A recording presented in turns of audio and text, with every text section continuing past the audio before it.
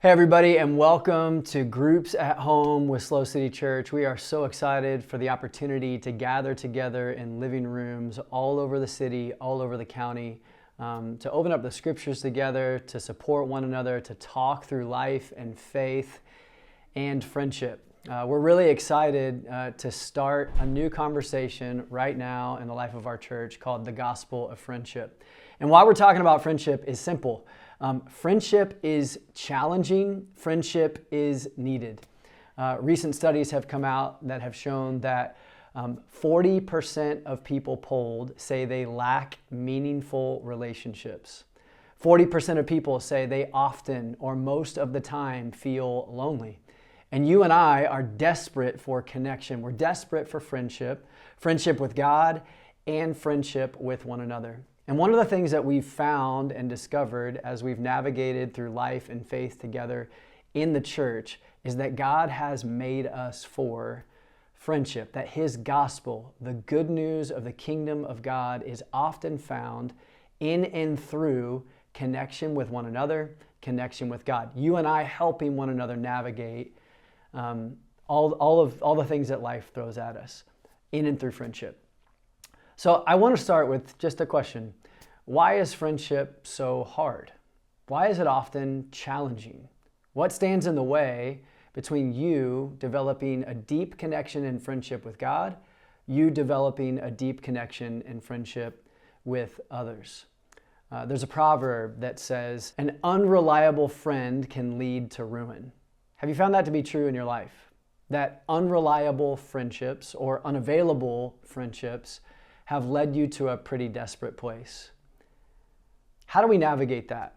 And how do we grow available friendships? Well, we have to first start to be available and reliable people and seek out reliable and available people. And it takes both parties. I love looking at the life of Jesus and thinking about His ministry and the reality that He often spent time with people. There's a verse, John chapter 3, verse 22, that says Jesus was walking with His disciples in the Judean countryside and He was spending time with them there.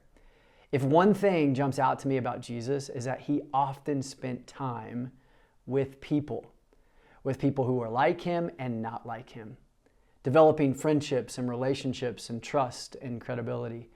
One of the most famous examples of Jesus' availability and spending time with people is when He's walking through town in Luke chapter 19, walking through a town called Jericho. There are crowds of people demanding His attention, asking for His affection, and He stops in the middle of all the bustle, all the hustle, all the noise, and He looks up into a tree and sees a man named Zacchaeus, and He gives him His attention. He calls him by name. The scriptures tell us that He says, Zacchaeus, come down. I want to get to know you. I want to come over to your house for dinner. And the scriptures tell us that Zacchaeus welcomed Him gladly. So Jesus stops and He gives Zacchaeus, somebody set apart from the crowd, His attention. He slows down and makes Himself available to Zacchaeus, who the scriptures tell us was a great sinner. Zacchaeus welcomes him into his home, and there we kind of lose, there's a lot happening in between the scriptures there, but we see that Jesus is spending time getting to know Zacchaeus and all of his friends, by the way. He slows down and He listens to Zacchaeus' story, listens to his heart. And in the midst of all of this, there's all kinds of grumbling going on outside the house, but Jesus is being a friend to Zacchaeus. He's coming to know him, hear him, understand him, love him well. In the end of Luke chapter 19, we read that Jesus says, good news, salvation has come to this house, to your house, Zacchaeus. You are now not a slave to sin. You are known as a son of Abraham. And we see this kind of model that I want to point to us. I want to just point out to us as we try and navigate friendship. Jesus always showed up with His attention. He showed up. He showed up when He said He was going to show up. He was available for conversation. Man, I know that's simple, but how powerful could that be in our lives to show up and give time and attention to people, to be available to people?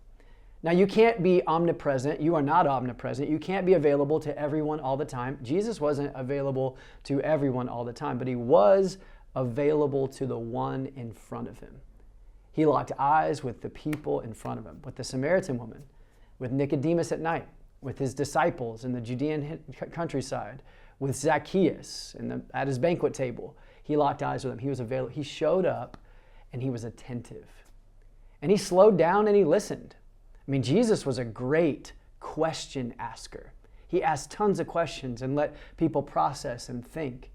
He slowed down and he listened. Do you know what the power of listening to a man like Zacchaeus probably did for Zacchaeus? It built a lot of trust.